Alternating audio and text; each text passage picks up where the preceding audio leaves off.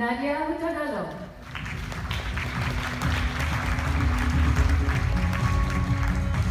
Very good afternoon, everybody. I hope you've had your lunch. Sudah makan? Thank you all so much for being here and staying here. This is the third day. Second day. Thank you very much to the KWAP Inspire family for having me here today. I'd also like to say thank you very much, first of all, for hosting this event, which is really pioneering, and sometimes we have to pioneer and get out of our comfort zone to be able to make a difference. And I'm very happy to hear that this will be an annual event, so I'm looking forward to seeing how the event progresses over the years. Okay, so first of all, I'd like to say I'm not a scientist. I didn't go to school to study zoology or environmental sciences. I'm not a crazy explorer like Robert Swan from my yacht that travels around the world. I'm simply here as a mom, or more importantly, as a member of this incredible humanity that shares this planet that we have. It's an incredible planet. I mean, if you look at the cosmos, it's huge, it's massive, but we ended up with a planet that sustains life.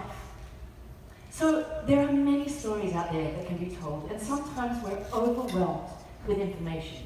So it's really easy to understand why sometimes we want to switch off or protect ourselves as a form of self-defense or self-preservation. But if we tune into all of these stories that are being told and really educate ourselves to the matters that really matter in this world today, I'm sure that we have no choice, or we will be driven to want to make a difference. Now, okay, here we go. So I am half Indonesian, half Australian. That's my mom, a beautiful mom, and my dad, and that's me. And I grew up in Australia with my mom, and she was the one who planted these seeds in my mind as a kid. And she used to talk about these things like living off the grid, being self-sustainable, having her own water source, and she also rescued 2 orangutans, Michael and Ollie, when she was living in Indonesia, and then she had them returned to a lady named Dr. Beruti, who is still working with orangutans in Kalimantan until today.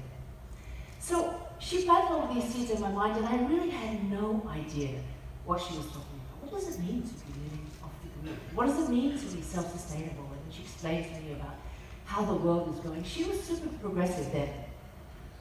So then I went on to be this kid here. This is me, the one with the bucket. That's me chasing a lizard out of the laundry because my mom was so scared of lizards. But basically I was the one who was always rescuing any kind of animal. Cat, dog, horse, whatever it is. Even if these animals had a home, I was the one who would give them better care. And I could be pretty sure that I would be a better owner or keeper or carer than their own owners would be. I wanted to go into zoology, veterinary sciences, I wanted to be a marine biologist, and at one point I wanted to be a paramedic.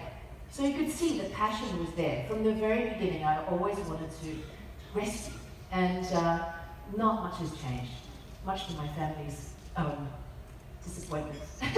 At one point I had 10 cats in Bali, and they were all rescues found by the roadside or whatever. So this is me when I went to school in Indonesia for a short while, and this is me when I was, I think, probably 12 in the middle. And that's when I started my modeling career, and in fact, probably even before this photo. So when I was 12, I went off to Japan and I started modeling by myself, and left school and left home, and adventured out into the big world. I started off in that modeling career, and that progressed into television, and I've hosted shows on MTV, and I launched the channel in Asia, then I've done shows for National Geographic, Discovery Channel, and hosted Asia's Next Top Model. Now, I share these things not as an excuse to boost my ego, it's more to explain that I have a platform to be able to share about the things that I really care about. So I combined my passions of my childhood and my platform that I was super blessed, and I am still super blessed to have. So I've always used this platform really carefully, and it started actually in my MTV days in as early as 1995. And I used to talk about, reduce, really basic stuff. Reduce, reuse, recycle, International Year of the Ocean, talking about the orangutans, and I started to realize, I used to host a show called Most Wanted, one of the shows that we hosted. And it was a request show. So when my viewers would send in requests, so back in the day we didn't have email, and so they would send in by snail mail or by courier these super fancy, elaborate requests that were made out of cardboard and clippings and pop sticks and all kinds of things, and by fax and by voicemail. And slowly, after a while, I realized that when I was talking about these messages that I cared about on MTV, because then I was allowed to talk about anything I wanted to talk about, people started to respond and react, and they were sending back their messages with reduce, reuse, recycle, or any of these little messages on the requests. And even if it was a simple request, as opposed to these giant, elaborate requests, the ones that would have environmental messages on them would win request of the day, from me at least. From the others, not so much, but from me, yes, for sure. And so that kind of kick-started a movement. And then I was told by one of my colleagues, you know what, Nadya? My cousin gave away half of his life savings to the orangutans because of you. And I thought, wow, okay. It's important. It's really important what you do and what you use fame for in a platform like this. So over the years, at every juncture, I've always tried to make decisions that were a bit more mindful, because of the stories that my mom had told me and the things that I'd learned for myself. So I wanted jewelry. Every lady wants pretty jewelry, right? And I started to research a little bit. What does it take to make jewelry? And then I found out that one gold band, one simple gold wedding band, creates 20 tons of toxic mine waste. How could I wear jewelry? How could I, go out and talk about these things and then say, okay, it's okay for me to wear jewelry, it's okay for me to wear gold and diamonds and all. It's super hypocritical, so I could not do that. So what did I do? I needed to find a solution. Got a problem, find a solution. So what did I do? I went out and created a sustainable jewelry line using recycled gold and pre-loved diamonds and responsibly sourced gems with minimal treatment and processing in the manufacturing process. Then I moved on to, I'm going to build a home. So we're going to build a home in Singapore. Now that takes a huge amount of resources, and it's a big responsibility, and it's a lifelong commitment for many. So I started again to research, what does it take to build an eco-home in Singapore? What are the materials that we can find in Singapore to build an eco-home? And that was 10 years ago. So we were pioneering then, and the architects were like, not so sure. And the contractors were even worse. These are the guys that trying to do anything they can to get things as cheap as possible, as easy as possible, whatever's easy and fast and get the job done. And there were times when I said, Uncle, I want to get this product that is a byproduct of the marble cutting industry. The binder is green, all of it. He said, Gula, you really want to buy this one? So expensive. Uncle can get for you for $100 lah. Yeah, this one's so expensive. I said, Uncle, you don't understand. Don't understand. So I was constantly fighting this struggle. But I'm happy to say we built our home. And aside from the bamboo wood that went on the outside, most things were a success, and we have a pretty passive home in terms of energy consumption. And green. So we're green from the ground up to the third floor. And we don't use pesticides or we don't do fogging. So our home is like a little sanctuary in the city. So we have hornbills who visit us. We've got lots of different birds, a few different species of bees, and monitor lizards who swim in our pool. It's a little bit like a jungle.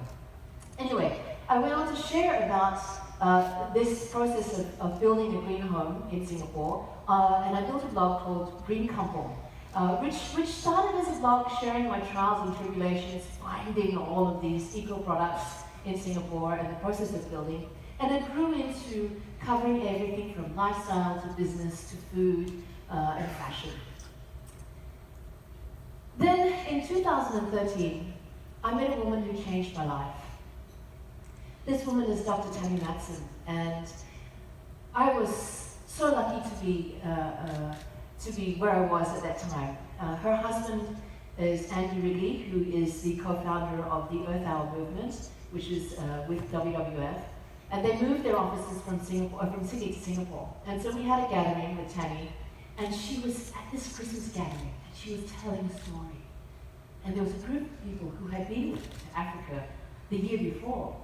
And she said to them, this one guy said, do you remember that rhino that you took that awesome photograph of? And he said, yeah, I remember. Such a beautiful photo. And she said, he died.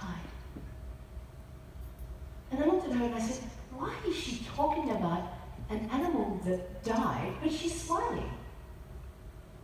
I don't know, I was very curious. And then she said, do you know how he died? He died of old age.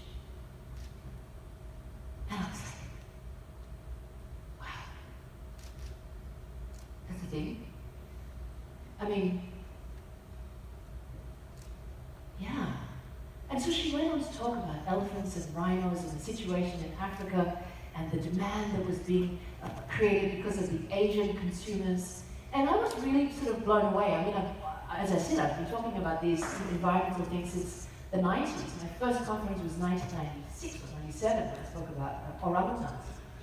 And it was because I grew up in Australia and I was privy to all of the lobbying that brought about the global ban on ivory, which really wasn't a global ban on ivory. And living in Singapore for 20 years, I hadn't seen ivory for sale. It just wasn't on my radar or rhino horn. And she could see that I was really engaged. And she said, do you want to go to Africa? And I said, yes, I want to go. I really want to go. So through her storytelling, I went back and I thought about it and I told a crew that I had just finished filming Asia's Next Top Model with for the first season. I said, you know what? I'm thinking about going to Africa because I really want to learn about what's going on with the elephants and the rhinos over there. I said, do you want to come? She was my producer and she said, yeah, let's go. And then we roped in our former head of crew, who was our cameraman, and he came too. We were super light, there's just the three of us. We went off to Africa with the intention to make some videos for YouTube. And we met these incredible creatures. Now this is a group of male elephants. So the males, when they become teenagers, they leave the big breeding herds, which is mostly consists of females and babies, and they create this beautiful brotherhood. And they learn from each other. So the older males, even if they're not related, they all kind of guide and mentor the young males, and it's this incredible relationship. So I learned all about the elephant world, and we met the holy grail of the elephant world.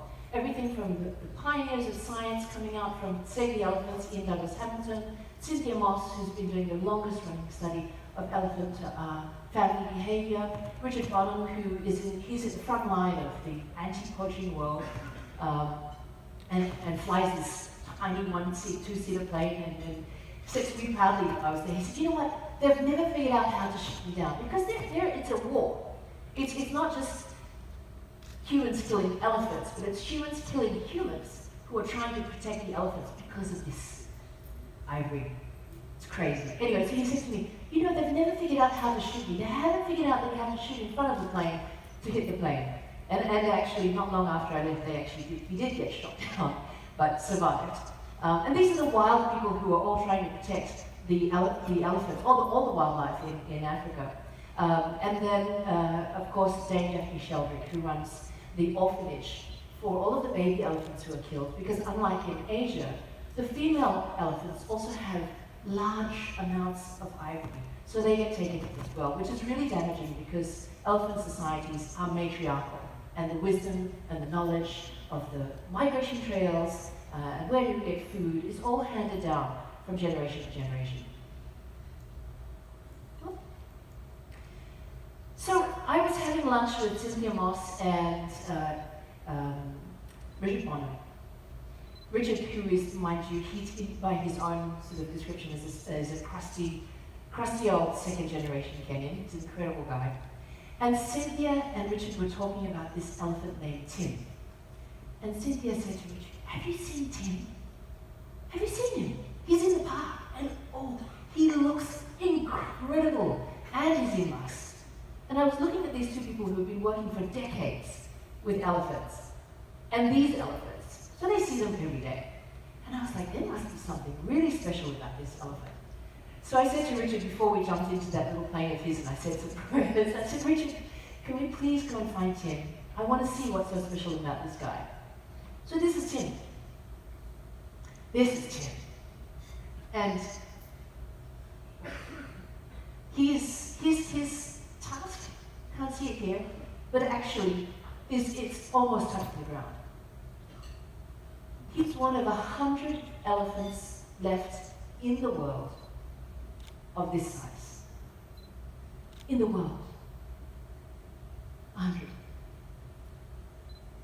And elephants have been on this planet for 55 million years. And we humans, in this generation, what have we done? I fell in love with Tim. He became the love of my life. And after Tammy, he's the one who really made an impact in my heart and has caused me to not want to stray from this cause, you know? So the thing is about Tim and these big tuskers, as they call them, they are genetically large. It's not that they are left to grow for a long amount of time, they get older and every elephant will have this long tusks. No, it is their genes. And so when they wipe out all of the big tuskers, they're actually wiping out the gene pool for these elephants. And so we have to do whatever we can to try and ensure that Tim and his brothers and his other cohort of his gang of bachelors hang around and breed for as long as possible. Tim now has a GPS collar on him, which was debatable because if someone can track him, someone else can as well. So because I was there, learned about the ivory trade, I really got right in and had to see confronting things like this, carcass of an elephant that walked about 100 meters and died. And this is, you know, what I learned along the way was that 80% of people in Asia don't know that ivory comes from dead elephants. They think it falls out, they think it goes bad, they think it's like a tooth, they think it comes from dead elephants or antique ivory or temple elephants, but the reality is that elephants are being wiped out like this. And the ivory trade is the same people who do ivory do drugs, guns, and human trafficking. The same cartels. And these are the same cartels that fund terrorist activities. So I realized that we can't just shoot some videos for YouTube, we can't market videos for YouTube, and the impact is not strong enough. When I learned about the severity of the situation and how little time we had left for these elephants, I realized, okay, we have to do something larger. So we decided to make a documentary. We made a documentary and we also included Thailand, which is the largest unregulated market for ivory in the world. And the documentary went to air on National Geographic Channel across Asia, Nat Geo Wild and Star World. I insisted on it being on Star World because Nat Geo and Discovery, people who are tuning in, they're already converted. Star World, those people are not converted. They're not looking for education. And they're the people who we're trying to convert. So a lot had to change in terms of environmental messaging as well and how we create these messages. The campaign was a huge success. It incorporated social media campaigns, it incorporated speaking tours around the region, and it culminated with me addressing the UN General Assembly alongside Chelsea Clinton on World Wildlife Day. And what was amazing was when we featured our documentary in Thailand in our documentary, when I went back to Thailand a year later, all of the places that we featured in our documentary that had ivory no longer had ivory. And Thailand was the sponsor of World Wildlife Day in the UN. So you could see that they had to really make a difference with what they were doing. And Thailand was the largest unregulated market because they have domestic Thai elephants. And so there was a loophole that said they could sell domestic Thai ivory. And basically they were laundering the world's ivory in Thailand. So through telling stories, my mom used to tell me stories, Tammy told me a story that changed my life, I showed my documentary to a designer named Alexandra Moore, She was based in Bali. We were both in Bali at that time. I was on the board of the Green School, which is the greenest school on earth. And she was one of the parents of the Green School. She's one of the world's top jewelry designers. And she watched my documentary and she was like, oh, what can I do? You know, I'm heavily involved in the jewelry industry. Ivory is very much a part of the jewelry industry. How can I make a difference? So she went off and she did some research and she found that there is a nut called the tago nut. The tago nut carves and looks like ivory. So she decided that she was going to create an entire range of jewelry using the tago nut. And traditionally, she does big gems, diamonds, all this kind of stuff. And so these are some of the creations that Alexandra did. And then she said, I need to influence more. I said, yes, let's do this. And she went off and she met with Vogue Italia. And every year Vogue has an event called the US Protagonists, where they bring together the world's top 12 jewelry designers. And they work to a theme. So I said, why don't you work to the theme of the tago nut? So what you're doing is, instead of just saying no more ivory, how about here is a solution or an alternative idea? And it's debatable whether or not this is a good thing, to be honest, because it still looks like ivory, and maybe that's still creating demand. So it was a huge success. It was all over everything. There was tons of media about this. And these are some of the other designers, because they brought in the 12 other designers, and they all worked with tago nut. And because I've made jewelry, I know how crazy this is. $80,000! That is branding and marketing for you, right? So if we can create value for a nut that grows so easily and sell it for $80,000, elephants would be, they'll have no issues, right? Okay, so that just goes to show you how telling stories influences, and it's important that we continue to tell these stories and use our platforms and use the choices that we make every day. Alexandra made a choice to make a difference in her business, and that choice has a ripple-on effect. Vogue made a choice, and that has a ripple-on effect. And then the readers of the magazine had a choice, get to see and learn because of all of these people making choices. Frank & Co. is a jewelry company that I was the ambassador for more than 20 years ago. They invited me to come back and be their ambassador again. I said, instead of this being a relationship that benefits you and benefits me, it's just the two of us, how about we kind of extend this relationship out a little and see what we can do for the Sumatran elephants. So we came up with a campaign called Rise of the Elephants. And it was a social media campaign. And what we did is we reached out and asked for people to submit art through social media. That was the people who got thousands of submissions, and they were wonderful. This art is amazing. And so what we did is we narrowed it down to the top 12. That top 12 we created into a journal. The journal was also sold through the whole process. Of course, every time this is posted on their social media, people in their groups learn about the cause, and so you're continuously spreading the message.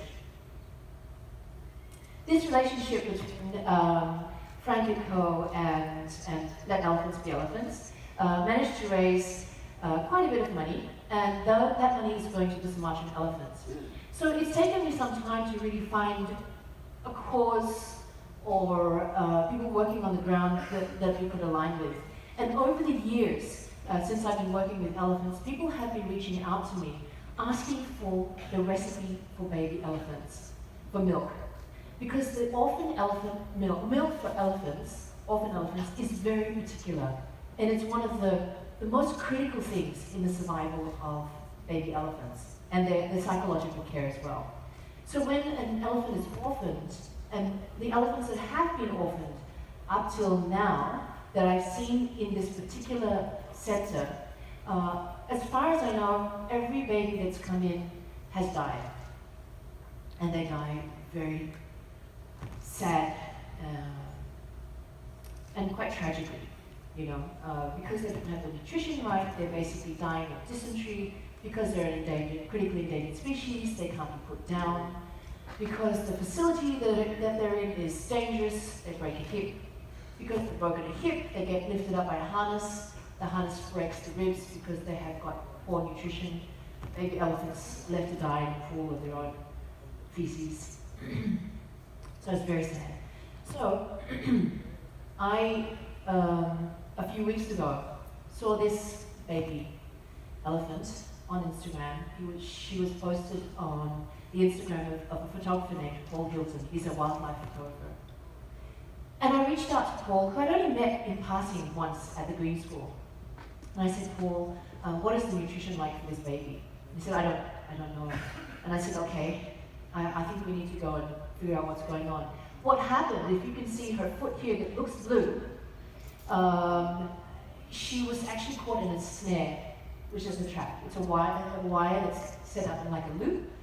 The elephant steps in it, it pulls and pulls and pulls and pulls and gets tighter and tighter and tighter, and that snare, the wound actually was down to the bone, and she was found by some villagers. So within a couple of weeks, I had arranged to go to Aceh. She's in Aceh. Aceh is North Sumatra, and in Sumatra now, I think we have, in the Lhosa ecosystem, I believe, in the Lhosa ecosystem, which is Aceh and North Sumatra, I believe I was told that there are 170 elephants left. And for babies to come in and not survive, I think it's really not an option, you know. And we have to protect the gene pools and their corridors and things like this.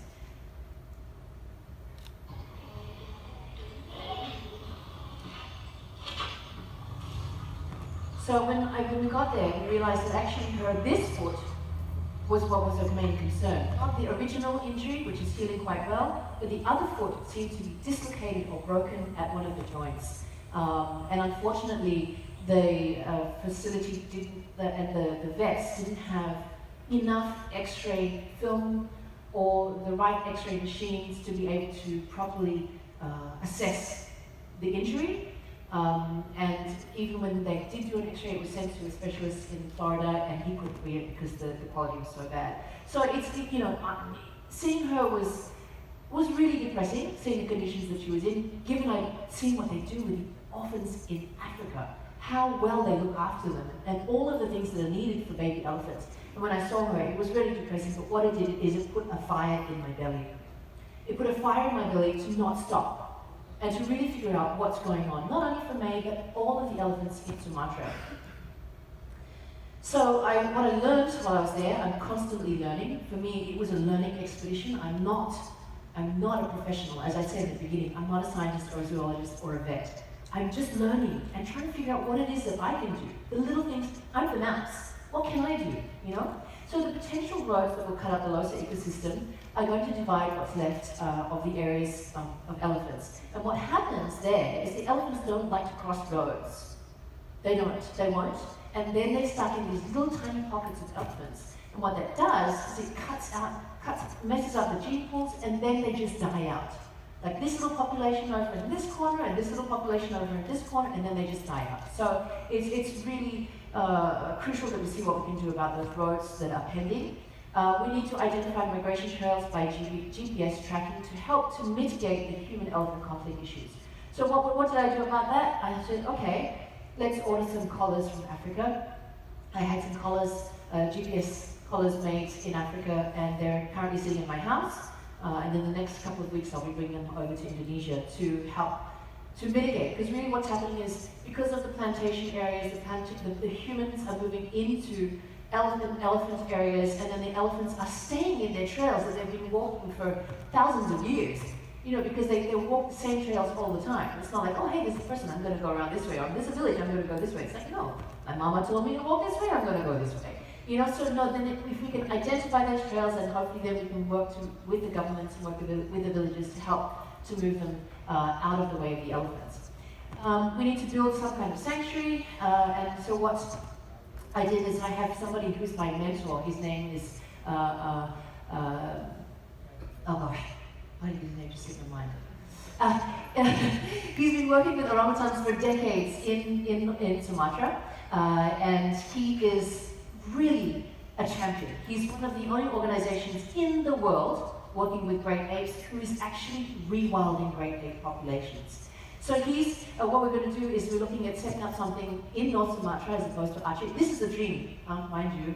I have to go this way so you can see. Dreams. This is a dream. All of this is a dream, okay? Going back again.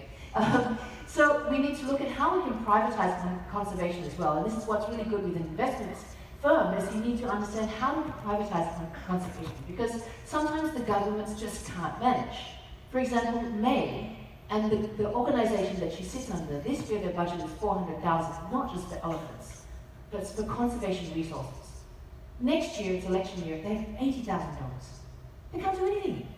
And so, I mean, elephants don't know if it's an election year or not. So how are they going to survive? If we can privatize conservation, privatize securing this space for all of these incredible species, keystone species, and then the rest of the species that will thrive under those habitats as well. Work with non-traditional partners. We're so used to doing the same things over and over again in conservation. And like I said, I've been speaking at these conferences for over 20 years. We speak to the same people, sharing the same messages. But in the last 50 years, as a stat that came out from WWF, we've lost 40% of the world's species in the last 50 years. So clearly we're not doing anything right. We need to change the way that we look at conservation, sharing messages, and the partners that we work with. And we need to focus on community, because if you want to do conservation, you can't do that without focusing on the community. So, as I said, these are dreams, right? And if you don't dream, if you don't imagine, and if you don't hope, then you don't get anywhere, right? So my little dream is Little May. How do we protect Little May? My medium dream is to build a haven for elephants in North Sumatra that is next to the haven that they're currently building and finishing for orangutans. The tourism will love it, because tourists get to do two things at one time, and you get to educate people. It will have facilities for schools to come in, a cute little restaurant made of bamboo, all of this kind of stuff. The big plan is, how do we secure land, buy back land that is, whether it was formerly palm oil plantations, and rewild those plantations, and secure that space for all of these charismatic species. If anything gets done, I'm not sure. Am I doing it alone? Absolutely not. Absolutely not. I'm reaching out to all of the people that I've worked with over the years. The people who have got all of this expertise in running these kinds of things and privatizing them and funding them and all of this kind of stuff. I have the passion. I've seen what's going on with May, and I don't want to leave her there. What I can do, I don't know, but that's the dream. So the mouse and the elephant story. So a few weeks ago I was asked for a title of the show, and as I am a creative, and most creatives kind of work last minute, and never really know what they're going to say on stage, I was like, oh, mouse and the elephant, okay? So the mouse and the elephant story is, there is this great elephant king, this hugely majestic king. Imagine Tim, this majestic elephant, and every day he would kind of lumber down to the watering hole. Do this incredible beast moving down to the watering hole with buddies. Imagine all of these buddies, right? The guys you saw in the beginning, walking down to the watering hole. But every day as he lumbered down to the watering hole, he would walk through the village of the Mouse King. And as he would go down there, he would step on the village of the Mouse King. He didn't even know. These little houses are so tiny, and the little halls, And the Mouse King was, and his, I'd say people, but they're not people, are they?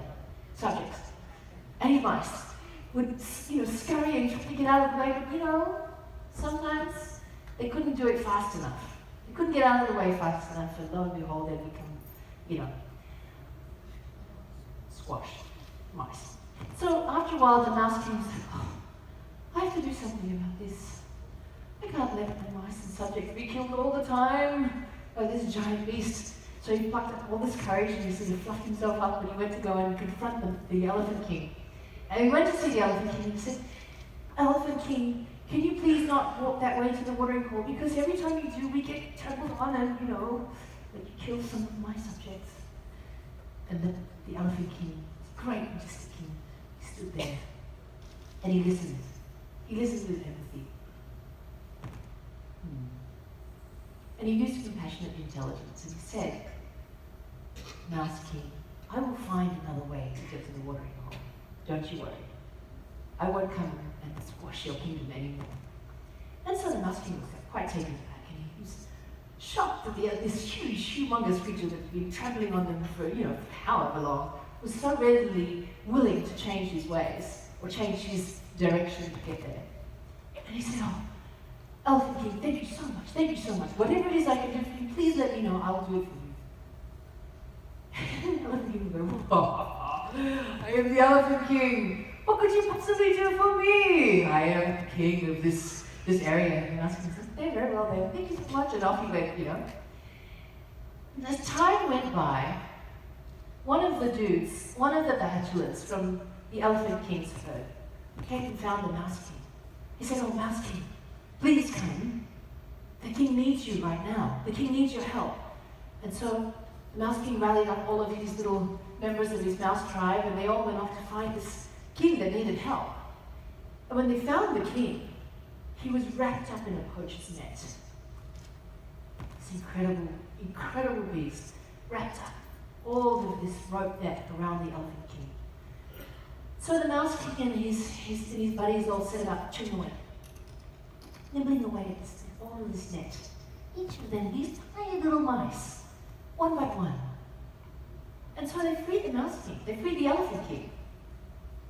And it just goes to show you the power of the individual, and no matter how small you are, how insignificant you feel in this great universe, on this incredible planet, each of us, through the choices that we make every single day, can make a difference. So it's the power of the individual. Now, a few seasons ago, I attended a talk by His Holiness the Dalai Lama in UC Irvine, and it was His Holiness the Dalai Lama and a panel of the world's top environmental scientists and climate scientists as well. And they all conceded that even though science can give us all the facts and figures and numbers and latest results about what's going on, they said it's really the individual that is the one who's the most powerful. So it's through our everyday choices that we make as everyday people, as mothers. Mothers, Robert was talking about women being really powerful. Women are super powerful. Don't ever underestimate the power of the purse. Right? We have this purse in our pocket, and we do most of the shopping for the household. So we choose every day. In fact, we have 350,000 choices that we make every day, and if just 10% of those choices were made in such a way that made a difference outside of our worlds, imagine the impact that we could make, right? So we all have to make a difference. As individuals, we have that power of choice. We have to find out what motivates us. What is it that motivates us? For me, it's because I'm a mom, right? I went diving before my first child was born. I got my diving license, and I was like, wow, there's so many fish in the sea. So many fish, all different colors. And the coral was like an alien landscape. There was coral that was like this, there was beautiful coral this way, it was like a rainbow under the sea. It was full of vibrancy. A year after my first child was born, I went diving again in the same location.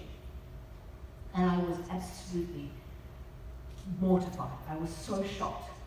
Because the coral was grey and broken, the fish were in fish traps, and there was plastic floating in the ocean. And I thought to myself, if in my lifetime, in such a short period of time, there's been so much damage to the ocean, or to the environment, or to this planet that we live in, how about in the lifetime of my child? So we can't call ourselves responsible parents if we're not looking after the environment and the world that our kids are growing up in. We can pay for great schools, we can send them off to tuition, we can make sure they go to music classes, we can make sure that they get the best swimming coach, and they have great social circles. But what about the world that they're growing up in? It's a tough world. And I've already told my kids, don't have kids. And now as a corporate, no, it's true. Please don't have kids. Okay, as a corporate, what can you do? Somebody asked me the other day, what can you do differently with our CSR? It's wonderful to do beach cleanups. It's wonderful to do tree planting as a CSR company. That's not wrong. But as an NGO, there are things that you need that are beyond that. So for the NGOs who are working on the ground, for example, they might need, their main expertise may not be HR, it may not be legal, it may not be marketing, it may not be finance. What they're focusing on is the task at hand. The elephants, for example, right? So if you have a team of people working for your organization and they say, I want to make a difference. If your organization could identify 3 charities which you want to benefit for the next 3 years as opposed to 1 year, because NGOs really can't do with a 1-year budget. They can't plan their programs, they can't plan how they're going to work sustainably. So if you work to a 3-year plan, and then what happens is that the people who work in your organizations with specific skill sets, like your legal team, like your HR team, like your finance team, like your marketing team, you know, the business guys, get them to work for any of those NGOs. They give an hour a week or a set amount of time per month. Then that is much more meaningful. Because the money that the NGOs spend trying to do this stuff without that skill set, and it's not what they're good at, they're wasting their time, their resources, their money, all of those things, and not necessarily doing a good job.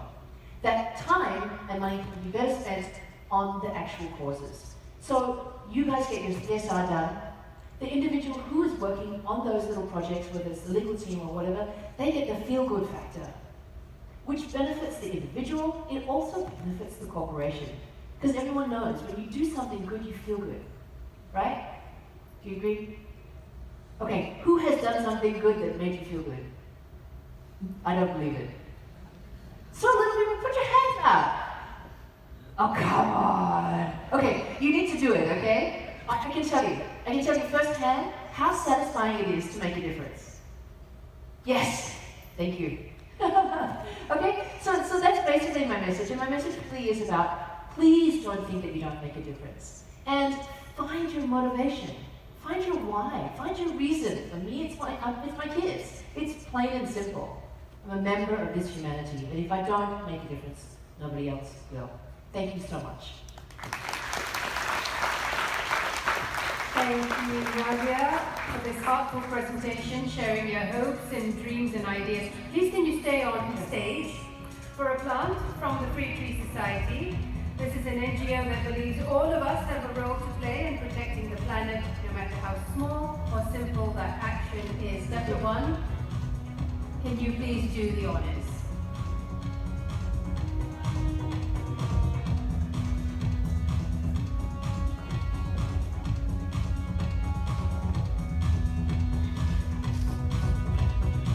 Thank you, I hope I didn't put you to sleep.